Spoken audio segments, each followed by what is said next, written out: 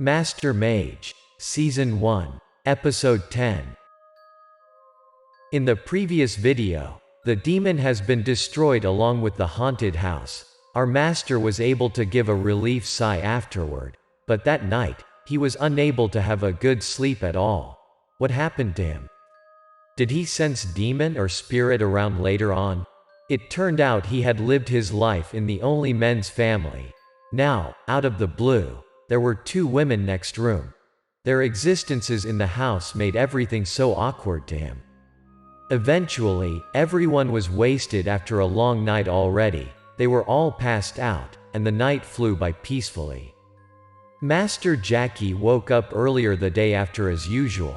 He looked around the room and realized that Fang was not there. He thought about how Fang could wake up that early and where Fang was. To be honest, except for going out to pee, what else could be the reason for an early bird Fang that day? Master Jackie confusedly woke up the little Sam next to him. The boy scrubbed his eyes and straightened up while hearing his worrying master asked for Fang's whereabouts. After a little contemplating, Master Jackie felt something strange, how a lazy guy like Fang could wake up that early. From ever since Fang followed him, he learned that sleep was the top most important thing to Fang. The young man had never wakened up until Master Jackie called him out. It was very weird to both Master Jackie and the little boy. Regarding Fang, while his master was worrying sick for him inside the bedroom, he was not going out. He woke up early that day and stood in front of Yan's room to wait for the beautiful girl so that the girl could see him the first in her day. He also wanted to give her a good morning and asked after how she slept last night. The young girl got startled once she opened the door. After pulling herself together, Yan gave Fang a smile and greeted him. She also thanked him for caring for her. She was such a polite and nice girl. The other girl must have thought that Fang was a pervert who stands at a girl's door in the early morning like that. Hearing Yan's reply, Fang's face got brightened. He was on cloud 9. He had prepared a bench and put a bowl of water and a towel there for her. It's hilarious, because of the young girl, he woke up earlier than usual and prepared that little thing. His caring didn't make Yan happy, she just got a bit embarrassed. Every girl is going to be embarrassed in that situation. Yan was speechless at the moment. Seeing the girl's reaction, Fang got shy as well. He scrubbed his head and smiled out loud, then spoke up that Yan shouldn't mind those kinds of things. That was what he should do. Master Jackie appeared from Fang's behind. He asked Fang suddenly if he woke up that early to prepare breakfast for everyone. Master Jackie was surprised that his apprentice, who he had to take care of in years, never made him those things like he was doing for a just-meet-yesterday girl, Yan. Seeing Master Jackie, Yan politely bowed her head to greet him and seemed happy. In contrast, Fang got annoyed with Master Jackie's presence. He had a lot to say to Yan, but his master had ruined everything already. Glaring at Fang's face, Yan could assure that Fang didn't make breakfast yet, so she spoke up that she would make the breakfast. She was not bad at cooking. Fang quickly volunteered to help Yan with breakfast making. He wanted to help the girl fire the stove. Yan thought that her family was living at Jackie's house and bothering Master Jackie's family so much already, so she wanted to do something. Sam felt strange and confused. Fang had never been in that happy before. Sam was just a little boy, but he knew a little about love through the plays he had seen and the stories he had heard from the villagers. Love could change a person to be another person. At that moment, Yan was the only thing Fang could think of. He didn't realize how disappointed and angry his master was. The great master just shook his head from what he witnessed. Fang was in his 20s, looked like he was no longer a carefree person, and started to take care of people. To be honest, he just cared about Yan. That was uncomfortable to Master Jackie. He didn't say a word and stepped back to his room. To show off his sweet side in front of the young girl, Fang took responsibility for the hard works in the kitchen. He brought the firewood, water, then fired the firewood. He tried to stick around Yan. His face was too obvious how he fell for the girl. Yan looked like a princess from the outside, but she was willing to do the household chores and cooking. Her cooking talent was undeniable. The dishes she had made were all very good at first glance. After finished the cooking, Yan asked Fang to give her a hand to set up the table and called everyone out to have breakfast. That was obvious our young man was unable to refuse. He quickly brought the dish by dish to the table and called aloud his master as well as the little boy for breakfast. Yan and Fang heard Yan's mother yelling. She was likely not easy to let everything go. She still repeatedly talked about her house having been sunk because of Master Jackie. He had to take responsibility for that. She had forgotten the part that she agreed with the price she had to pay earlier as long as her family was safe. The woman kept resisting and blaming that the master didn't tell her the house could have been destroyed. Everything was all because of our great master. Fortunately, Fang and Yan had been there to settle them down, or else the argument was not about to stop, and they would not have a peaceful day. They pushed Master Jackie and Yan's mother down the dining table. No matter how angry they were, a hungry belly has no ears. They must have been starving after a tough night and argue the morning.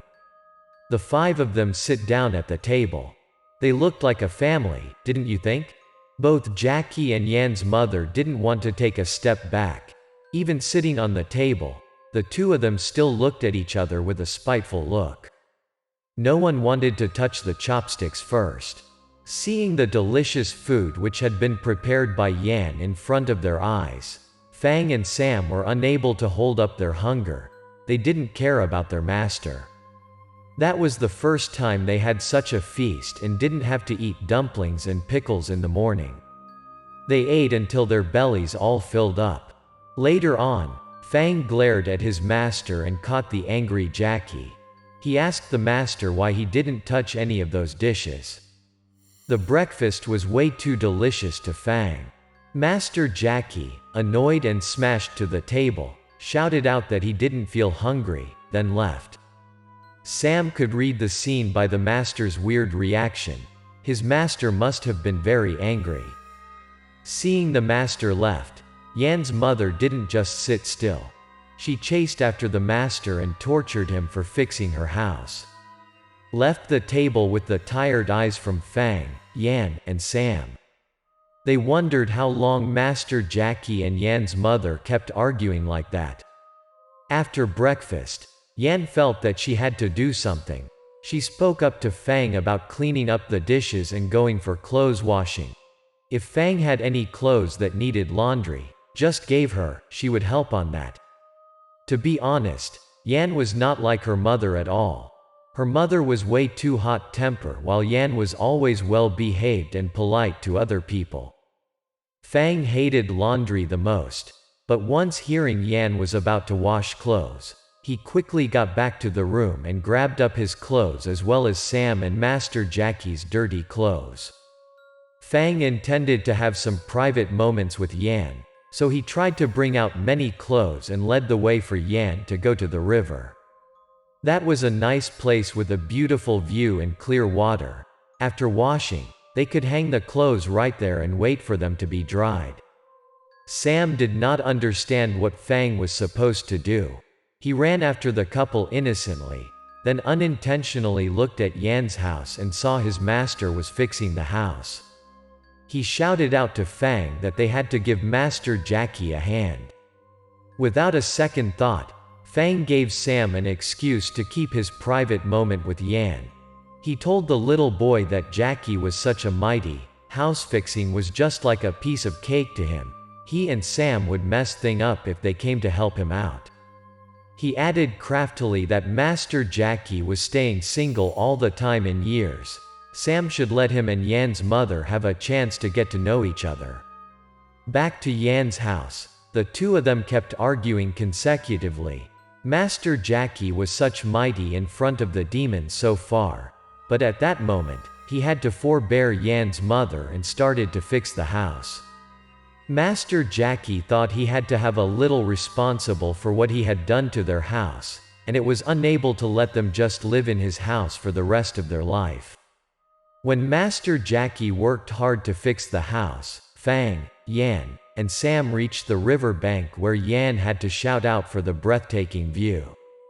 Fang also had to say, "Beautiful," out loud, but he didn't mean for the scenery. He meant the girl in front of him who he barely took his eyes off. They all stepped into the water to wash clothes, out of the ordinary. Fang felt that the water flow under his feet was fastly moving. He faced up and realized that there was a huge water bar appearing in front of him. On top of the bar, a boy was floating up. Fang assured that there must have been an aquatic monster done that. No way a normal wave could float a human body up that high. Eventually, after the water flow ran out, a disgusting monster emerged in front of them. Come to have a closer look at the monster. He got a skinny body full of green fur. His eyes looked very red, and his mouth was wide opening, showing the sharp teeth. Fang could assure that was the monster he had heard his master mentioned about, who was about to drink children's aura to cultivate. To speed up his cultivation, the monster was going to drown to death every person he could find around the river. Once the monster saw the boy was drowning, Fang took a very quick action. He swam out without a second thought. Fang took a deep breath, then dived into the river. Just in a blink of an eye, the boy and the monster were nowhere to be found. Fang looked around for the boy, but he could not see anything under the river. He just saw black down there. The sun was not shining through the water. Fang had to use his sense. Once again, he dived into the river, and fortunately, he saw a blue creature from afar. That was the monster who was dragging the boy to a cave down there. Looked like that was the monster's home. Without hesitation, Fang tried his best to swim after the monster. He made a magic sign and pushed towards the monster without the monster's notice. The aquatic monster didn't recognize the presence of Fang. He didn't put his guard up and got hit by Fang's attack. Even under the water, Fang's attack was still very strong and worked on the monster. The hit made a long glow light and pushed the monster away from a pretty far distance. Taking the chance, Fang pulled the little boy towards the riverbank, but he swiftly felt the water moving around him. He turned back and caught the monster's sharp nails were about to grab him out. The monster hit Fang strongly from behind, which resulted in Fang got severe injury.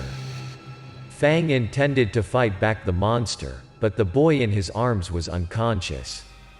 If Fang didn't bring the boy back to the bank in time or got caught by the monster, the little boy's life must have been in danger. At that moment, Fang had to try his best to swim back to the bank, no matter how bad his injury was. Finally, Fang could get out of the water with the little boy holding on his hand, his blood pouring out, and red was surrounding the river where he was at. Sam was worrying sick for Fang. He had waited for Fang a long amount of time already. Right at the moment Fang emerged from the water, Sam tended to run towards him to check him out. Seeing Sam was about to step closer to him, Fang yelled aloud that Sam should better step back.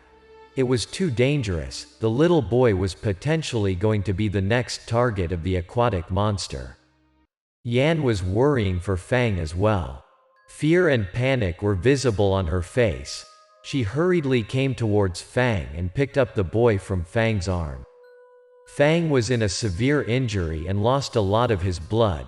He was so exhausted at the moment, his body was frozen, his legs shaken and unable to stand up straight. He knelt down out of a sudden. Sam had to run to Fang and hold him up.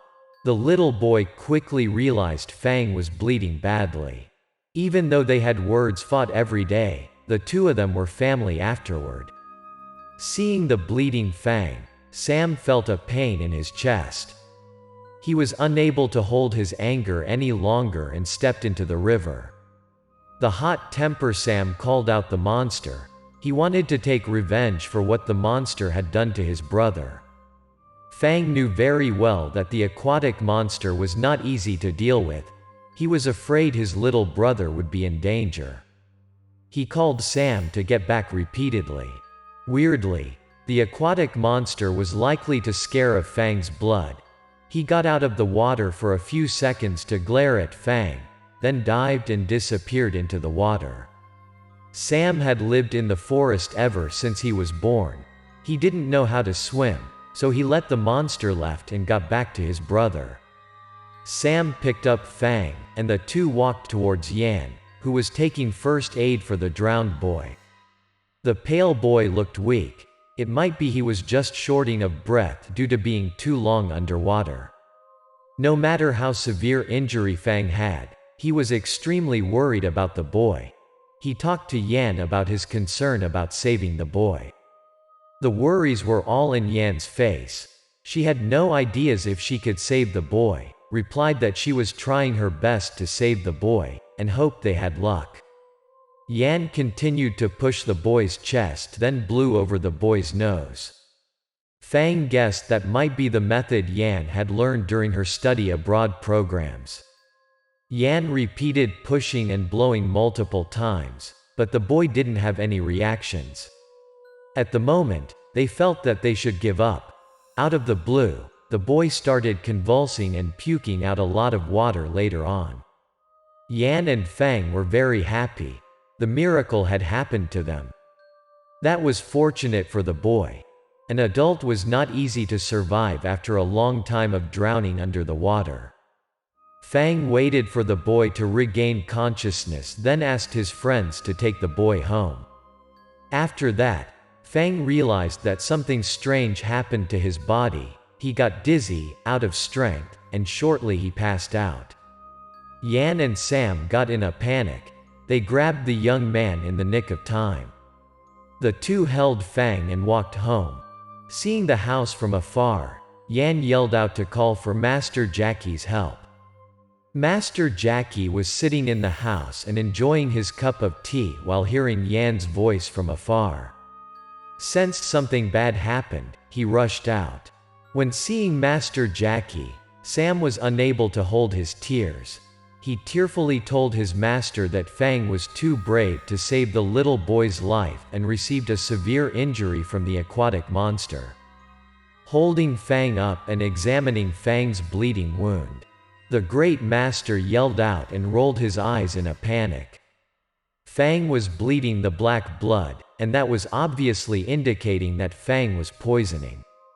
Later on, Jackie took Fang to the bedroom and asked Sam to find his medical box. Without hesitation, Sam rushed to find the box. He knew that Fang needed to be decontaminated soon as possible. Fang fell into a coma. Master Jackie shortly took out a blue porcelain jar from the box and sprinkled the gray-green powder to Fang's opening wound. The powder was invented by Master Jackie to decontaminate any kind of poison. After being covered by the powder, his wound was closed instantly. A black smoke flew out from the wound and vanished into the air. Fang groaned, then started to react. Finally, Master Jackie could give a light sigh. After being bandaged, the young man closed his eyes and passed out until it was dark. After a long amount of sleeping time, Fang pulled back his consciousness. Yan had prepared him some good food in the meantime. The nice girl knew that Fang had nothing in the stomach from the morning. He must have needed the food to recover well. Master Jackie was likely to wait for Fang to wake up and ask why he put up a fight with the dangerous aquatic monster in the morning. Fang told the master the whole thing had happened in the morning. They had faced the aquatic monster while the monster was about to drag a little boy down to the river. He had no time to well defense, so he got a strong hit by the aquatic monster's nail. Jackie's face changed. He tried to calculate something, then shouted out that something must have happened. He realized something important likely. It turned out he had been distracted by Yan's family and forgotten about the aquatic monster's birthday celebration. What was the aquatic monster's birthday celebration? As Jackie, the aquatic monster, would get out of the water every 7 years and find a kid to celebrate his birthday. The 7-year cycle had already reached that year. Fang was very angry once hearing that.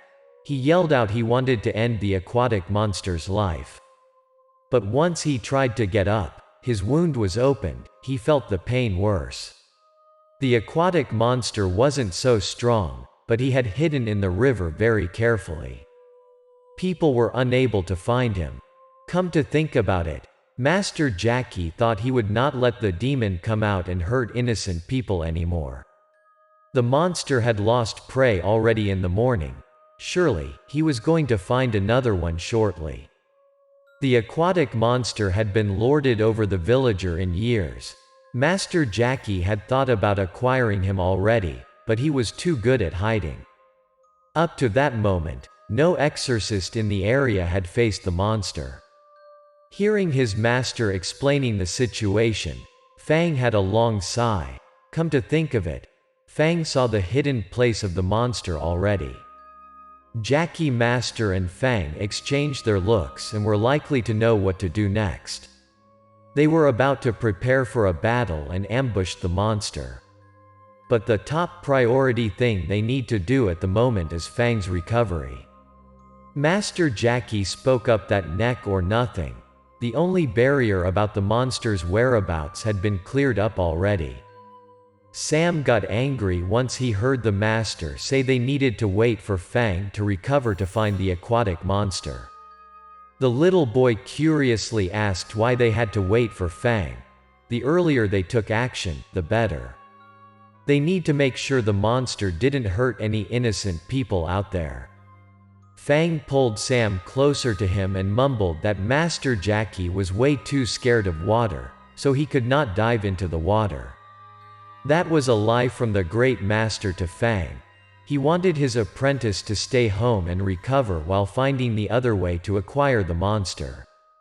Even though the master could not dive into the water instantly, he didn't want to let the monster out there to hurt people. He invited Bao to the river bank. He had to put up a trap to hold back the monster. Bao was grateful for what Jackie had helped him earlier, so he had come to the river bank very early that night. Master Jackie took Sam with him and packed some of the necessary things along. He rushed Bao to speed up his boat towards the aquatic monster's hidden position. Based on what Master Jackie described, Bao paddled towards the direction, and in no time, they reached the middle of the river.